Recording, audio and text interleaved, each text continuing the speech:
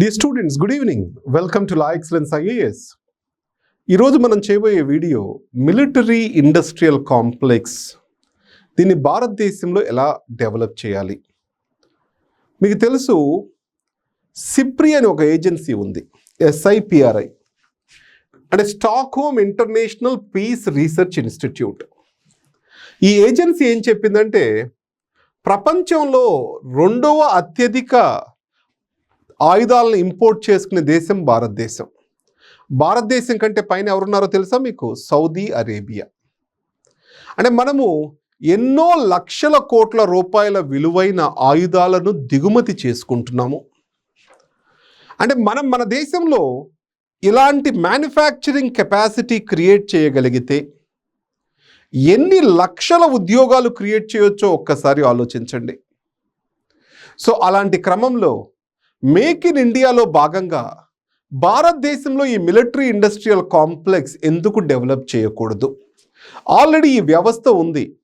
Hindustan aeronautics limited, Bharat dynamics limited BDL, BEL Bharat electronics limited, అలానే Indian ordinance factories, ఇలా public సెక్టార్లో ఎన్నో మిలిటరీ కాంప్లెక్సెస్ ఆర్ ఇండస్ట్రీస్ భారతదేశంలో ఉన్నాయి. కానీ ప్రపంచంతో భారతదేశం పోటీ పడగలుగుతోందా? మీకు తెలుసు భారతదేశం రష్యాతో కలిపి బ్రాహ్మోస్ ఈ మిజైల్ని, క్రూజ్ మిజైల్ని తయారు చేయగలిగింది. ఇప్పుడు ఈ క్రూజ్ మిజైల్ని భారతదేశం వియత్నాం ఈ దేశాలకు ఎక్స్పోర్ట్ కూడా చేస్తుంది.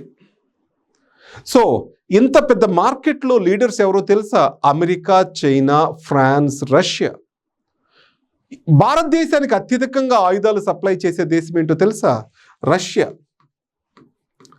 రష్యా తర్వాత ఎవరు అత్యధికంగా సప్లై చేస్తున్నారు? ఫ్రాన్స్. సో ఆ తర్వాత పొజిషన్లో ఇజ్రాయిల్ ఉంది.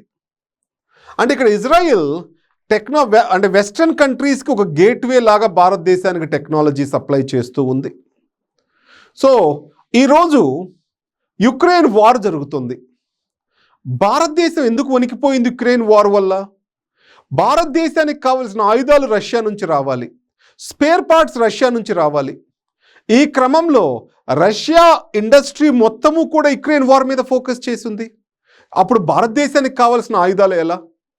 అలానే GPS గ్లోబల్ పొజిషనింగ్ సిస్టమ్. మన మిజైల్స్ యాక్యురేట్గా వెళ్ళాలి అంటే GPS ఉండాలి. కానీ అమెరికా మనకు అవసరమైనప్పుడు ఈ GPSని స్విచ్ ఆఫ్ చేస్తే, భారతదేశానికి అందుబాటులో లేకుండా శాటిలైట్స్కి స్విచ్ ఆఫ్ చేస్తే, ఆ క్రమంలో భారతదేశము తన సొంత GPSని తయారు చేసుకుంది, నావిక్ అని. సో భారతదేశము తన సార్వభౌమత్వాన్ని కాపాడుకోవడానికి, అలానే తన అటానమీ, స్ట్రాటజిక్ అటానమీని కాపాడుకోవడానికి, తన పౌరులకు ఉద్యోగాలను కల్పించుకోవడానికి, తన సొంత డిఫెన్స్ ఇండస్ట్రీని ఎలా డెవలప్ చేయబోతుంది? దీనికి భారతదేశం నమ్ముకున్న మార్గం ఏంటో తెలుసా? ఒకటి వచ్చేసరికి స్టార్టప్స్. సో యువకులను ప్రోత్సహిస్తుంది గవర్నమెంట్ ఇప్పుడు. సో భారతదేశంలో DRDO అని డిఫెన్స్ రీసెర్చ్ ఆర్గనైజేషన్ ఉంది. ఎంతో ఘనకీర్తి కలిగిన ఆర్గనైజేషన్. కానీ ప్రాబ్లం ఏంటంటే అవన్నీ ల్యాబుల్లో ఉంటాయి. వాళ్ళ ప్రయోగాలు మొత్తము కూడా ఇండస్ట్రీలోకి వచ్చి మనకు ఉపయోగపడే విధంగా తయారవ్వట్లేదు. ఇప్పుడు తేజాస్ లాంటి లైట్ కాంబాట్ ఎయిర్క్రాఫ్ట్ ఎన్నో సంవత్సరాలుగా రీసెర్చ్ జరుగుతూ ఉంది. సో ఈ క్రమంలో మనము రీఇన్విగరేట్ చేయాలి, మళ్ళీ నవశక్తి దీంట్లో నింపాలి. సో దీనికోసం గవర్నమెంట్ తీసుకొస్తున్న పాలసీ చేంజెస్ ఏంటి, ఇవన్నీ కూడా తెలుసుకుందాం. అసలు ఈ ఆర్టికల్ ఎందుకు మాట్లాడుకుంటున్నాము? Government ministry of defence 5th indigenous list అనేది రిలీజ్ చేశారు. ఈ ఇండిజినస్ లిస్ట్ అంటే ఏంటి? ఇవి ఫ్యూచర్లో ఇంపోర్ట్ చేసుకోబడవు, భారతదేశంలోనే తయారయ్యి భారతదేశ ప్రభుత్వము భారతదేశంలో ఉన్న కంపెనీల నుంచి మాత్రమే వీటిని కొనుక్కుంటుంది. ఆ క్రమంలో ఇది రిలీజ్ అవ్వడం క్రమంలో మనం ఈ పాలసీ గురించి కొంచెం తెలుసుకుందాము. అసలు ఈ మిలిటరీ ఇండస్ట్రియల్ కాంప్లెక్స్ అనే పదాన్ని అమెరికన్ ప్రెసిడెంట్ ఏషియన్ హోవర్ అనే అతను చెప్పడం జరిగింది. ఆయన 1961లో తన ఫేర్వెల్ పార్టీలో ఫస్ట్ టైం ఈ పదాన్ని వాడాడు. ఆ రోజు నుంచి ఇది ఎంతో ఫేమస్ అయిన పదము. మనం దాన్ని జనరల్గా భారతదేశంలో డిఫెన్స్ ఎస్టాబ్లిష్మెంట్ అంటాము. అమెరికాలో దాన్ని మిలిటరీ ఇండస్ట్రియల్ కాంప్లెక్స్ అంటారు. ప్రపంచంలో అత్యధికంగా ఆయుధాలు అమ్మే దేశం ఏంటో తెలుసా? అమెరికా. సో ఈ క్రమంలో సిప్రి రిపోర్ట్, సిప్రి అంటే ఏమనుకున్నాం? Stockholm peace research institute, international piece research institute అనుకున్నాం కదా. వాళ్ళ రిపోర్ట్లో ఏం చెప్పడం జరిగింది? సో $2 trillion యొక్క ఆయుధాలు, మిలిటరీ స్పెండింగ్ కాదు, మిలిటరీ ఎక్స్పోర్ట్స్ ప్రపంచంలో జరుగుతూ ఉన్నాయి. అంటే ఈ బిజినెస్ వాల్యూ అంటే ఎన్నో దేశాల జీడిపి కంటే అధికము. So India second largest importer. So ఎవరు major source of importer? Russia. ఇప్పుడు ఫ్రాన్స్ సెకండ్ పొజిషన్లోకి ఎలా వచ్చింది? మనం Scorpene submarines, Rafale aircrafts France నుంచి కొంటున్నాము. దానివల్ల ఫ్రాన్స్ నుంచి ఇంపోర్ట్ పెరగడం జరిగింది. సో ఏ దేశం నుంచి ఏం తెచ్చుకుంటున్నాము? ఇక్కడ S-400 మిజైల్ సిస్టమ్స్ ఏ దేశం నుంచి తెచ్చుకుంటున్నాము అనేది ప్రీవియస్గా మనకు UPSC question. MiG, సుకోయ్, T-90 tanks, S-400 missile system ఇవన్నీ రష్యా నుంచి భారతదేశానికి వస్తున్నాయి. అలానే గోర్బచేవ్, అది విక్రమాదిత్యగా మారడం, ఇవన్నీ కూడా మనకి ఎయిర్ క్రాఫ్ట్ క్యారియర్, అది కూడా రష్యా నుంచి రావడం జరిగింది. అలానే ఫ్రాన్స్ నుంచి ఏం తెచ్చుకుంటున్నాము? Rafale Scorpion submarines. ఇజ్రాయెల్ నుంచి anti missile defence systems, Barak anti missile defence systems Iraq నుంచి తెచ్చుకుంటున్నాము. దాంతోపాటు అవాక్స్ ఎయిర్బోర్న్ వార్నింగ్ సిస్టమ్స్ కూడా ఇజ్రాయెల్ నుంచే తెచ్చుకున్నాము. నెక్స్ట్ యుఎస్ఏ నుంచి Globemaster, super Hercules and maritime aircrafts, helicopters, Apache aircrafts, helicopters ఇలాంటివన్నీ తెచ్చుకుంటాము. జస్ట్ వీటిని ఏ దేశం నుంచి ఇంపోర్ట్ చేసుకుంటున్నామో వాటిని గుర్తుపెట్టుకోండి. అది వరకు ఇండియాకి రష్యా ఒక్కటే దిక్కు. అంటే మనము డిఫెన్స్ ఇంపోర్ట్స్ని డైవర్సిఫై చేసుకోలేదు. సో తెలుగువారైన పివి నరసింహారావుని గుర్తుపెట్టుకోవాలి. అంటే రష్యా నుంచి దూరం జరిగి వేరే దేశం నుంచి ఇంపోర్ట్ చేసుకోవాలంటే భారతదేశం ధైర్యం చేయలేకపోయేది. పివి నరసింహారావు గారి టైంలో నాకు ఎవరు చౌకగా ఇస్తే అక్కడ కొనుక్కుంటాను, ఎవరు క్వాలిటీది ఇస్తే అక్కడ కొనుక్కుంటాను, ఎవరు నాకు అవసరమైనది ఇవ్వగలిగితే వాళ్ళ దగ్గర కొనుక్కుంటాను, మన డిఫెన్స్ సప్లైస్ని డైవర్సిఫై చేసుకోవాలి అని నిర్ణయం తీసుకోవడం జరిగింది. అది చాలా డ్రాస్టిక్ మూవ్. ఈరోజు రష్యా ఎంతో కొంత పాకిస్తాన్కి ఎక్స్పోర్ట్ చేస్తానని అప్పుడప్పుడు భారతదేశాన్ని బెదిరిస్తూ ఉంటుంది. నెక్స్ట్ వచ్చేసరికి సో భారతదేశము ఇప్పుడు ఒక పాలసీ చేసింది. ఈ పాలసీ క్వశ్చన్గా రావచ్చు. Defence production and export promotion policy. So భారతదేశంలో ప్రొడ్యూస్ చేయడము, అలానే ఎక్స్పోర్ట్ని కూడా ప్రమోట్ చేయడం, ఈ రెండు భాగము. సో దీంట్లో IDDM అంటే ఏంటి? ఈ భారతదేశంలోనే డిజైన్ చేయాలి, ఇండిజినస్ డిజైన్, భారతదేశంలోనే డెవలప్ చేయాలి దాన్ని ప్రోటోటైప్, భారతదేశంలోనే మాస్ స్కేల్లో మ్యానుఫ్యాక్చర్ చేయాలి. Indigenous design, development and manufacture ఈ పాలసీ యొక్క ముఖ్య ఉద్దేశము. దీంట్లో ఫస్ట్ పాయింట్ వచ్చేసరికి ఇండిజినస్ కంటెంట్ రేషియోస్ అంటే ఏంటి? ఒక వస్తువులో లేకపోతే భారతదేశంలో జరిగే మొత్తము ఆయుధాల కొనుగోలులో భారతదేశంలో తయారైనవి ఎంత కొనుక్కోవాలి? ఒకవేళ మనం బయట నుంచి తెచ్చుకుంటున్నాం అనుకుందాం ఒక టెక్నాలజీని, సో దాంట్లో ఎంత భాగం భారతదేశంలో తయారై ఉండాలి, బయట నుంచి ఎంత రావాలి? లెట్స్ టేక్ ఒక ఎయిర్ క్రాఫ్ట్ తయారు చేయాలి అంటే భారతదేశంలో మినిమం ఈరోజు 67% ఇక్కడ తయారై ఉండాలి, మిగతా 30% బయట నుంచి తెచ్చుకోవచ్చు, 33%. సో అలా ప్రతి ప్రొడక్ట్లో కూడా భారతదేశంలో ఎంత భాగం తయారవ్వాలి అనేది గవర్నమెంట్ స్పష్టంగా చెప్తుంది. భారతదేశంలో ఇంత భాగం తయారైతేనే నేను వాడుతాను అని చెప్పడం జరిగింది. సో ఇండిజినస్ కంటెంట్ రేషియోస్ అంటారు. రెండోది పాజిటివ్ ఇండిజినైజేషన్ లిస్ట్. ఈ ఇండిజినైజేషన్ లిస్ట్ ఇప్పుడు 5వ రిలీజ్ చేశారని చెప్పాను కదా అండి. అంటే ఇవి ఇంపోర్ట్ చేసుకోకూడదు, no import of these products. అంటే దాని అర్థం ఏంటి? వీటిని లోకల్గానే తయారు చేసుకోవాలి భారతదేశము, ఇంపోర్ట్ చేయడం కుదరదు. వాటిని ఏమంటారు? A negative list of imports. మనం ఇంకో రకంగా positive list of local production, positive indigenisation list అంటున్నాం. And then promotion of domestic R&D. ఈ డొమెస్టిక్ R&D ప్రమోట్ చేయడానికి సో టెక్నాలజీ డెవలప్మెంట్ ఫండ్ అని, and then so defence excellence, so fund for defence excellence అని ఇలా కొన్ని ఫండ్స్ని తీసుకొని రావడం జరిగింది. Innovation for defence excellence fund అనేది స్టార్టప్స్ని వీటన్నిటిని ఎంకరేజ్ చేయడానికి.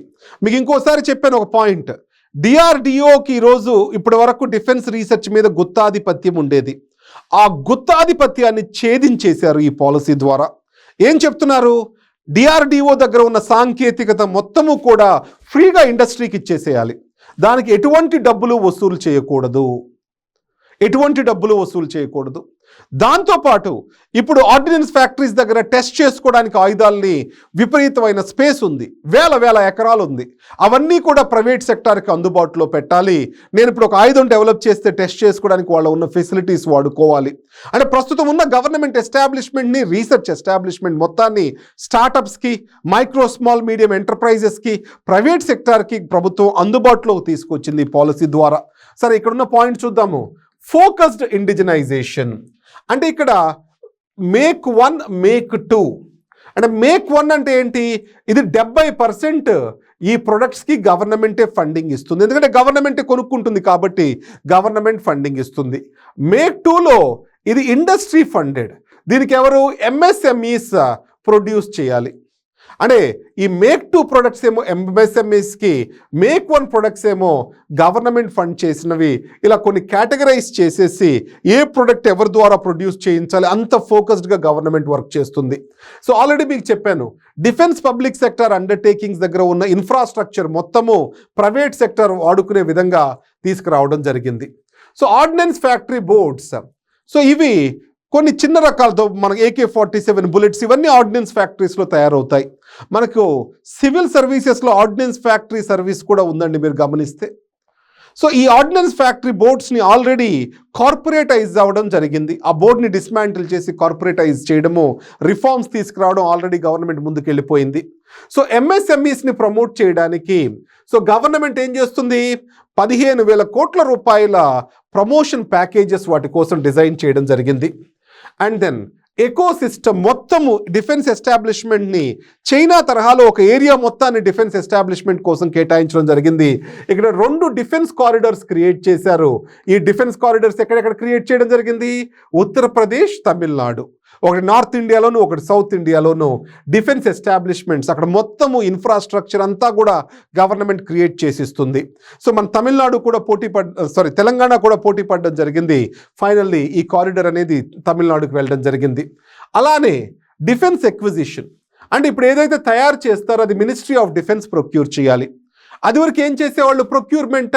ఫారెన్ ప్రొక్యూర్మెంట్, అక్కడ తయారైన వస్తువుల్ని ప్రొక్యూర్ చేసుకునేవాళ్ళు. ఇప్పుడు గవర్నమెంట్ ఏం చెప్తుంది?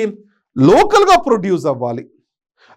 ప్రొడ్యూస్ అవ్వాలంటే మన దేశ సంస్థలు ప్రొడ్యూస్ చేసిన అయినా పర్లేదు, లేకపోతే ఫారెన్ సంస్థలు ఏవైతే ఉంటాయో ఇక్కడ FDI ద్వారా కంపెనీ పెట్టి ప్రొడ్యూస్ చేస్తే భారత ప్రభుత్వం కొంటుంది, మినిస్ట్రీ ఆఫ్ డిఫెన్స్ కొంటుంది అని చెప్పడం జరిగింది. అలానే ఎక్స్పోర్ట్ ప్రమోషన్ కోసము సపరేట్గా ఒక సెల్ పెట్టారు. మినిస్ట్రీ ఆఫ్ డిఫెన్స్లో ఎక్స్పోర్ట్ ప్రమోషన్ సెల్ అనేది పెట్టడం జరిగింది. అలానే క్లియర్గా టార్గెట్స్ ఇచ్చారు. 2025 కల్లా 35,000 కోట్ల రూపాయలను ఎక్స్పోర్ట్స్ ద్వారా భారతదేశపు పబ్లిక్ సెక్టర్ అండర్టేకింగ్ డిఫెన్స్, అలానే ప్రైవేట్ సెక్టర్ వీళ్ళందరూ కూడా సంపాదించాలి అనేసి. ఇప్పుడు భారతదేశం తీసుకున్న స్టెప్స్ ఏమేమి ఉన్నాయో ఒక్కసారి చూద్దాము. ఫస్ట్ వచ్చేసరికి 5th positive indigenous list already చెప్పాను, అందుకనే ఇది మనం ఆర్టికల్ డిస్కస్ చేసుకుంటున్నాము. అలానే ఇండిజినస్ కంటెంట్ రేషియో కూడా మీకు చెప్పాను, 67.75 ఇండిజినస్ ఉండాలి, 32.25 బయట నుంచి వచ్చినా పర్లేదు. అలానే సో 25% R&D బడ్జెట్ ఏదైతే ఉందో DRDO ఎక్స్క్లూజివ్గా ఇస్తున్నామో దాంట్లో 25% వచ్చేసరికి స్టార్టప్స్కి, ఇండస్ట్రీకి, అకాడమీషియాకి వీళ్ళందరికీ ఇవ్వడం జరిగింది. అంటే డిఫెన్స్ మొనోపొలీ, DRDO మొనోపొలీని బ్రేక్ చేయడం జరిగింది. అలానే DRDO కొన్ని ప్రొడక్ట్స్ని ఓన్లీ ప్రైవేట్ సెక్టర్ తయారు చేయడానికే అన్నట్లు నోటిఫై చేయడం జరిగింది. నేను ఇందాక మీకు చెప్పాను, technology development fund, innovation for defence excellence, ఇలాంటి ఫండ్స్ క్రియేట్ చేసి వాటి కింద ఇచ్చే ప్రోత్సాహకాలను కూడా పెంచడం జరిగింది. టెక్నాలజీ డెవలప్మెంట్ ఫండ్ కింద 10 కోట్లు ఇచ్చేవాళ్ళు, అది వరకు ఇప్పుడు 50 కోట్లు ఇస్తున్నారు. అలానే ఇన్నోవేషన్ ఫర్ డిఫెన్స్ ఎక్సలెన్స్ కింద స్టార్టప్స్కి అది వరకు 1.5 crores ఇచ్చేవాళ్ళు, ఇప్పుడు దాన్ని 10 crores పెంచడం జరిగింది.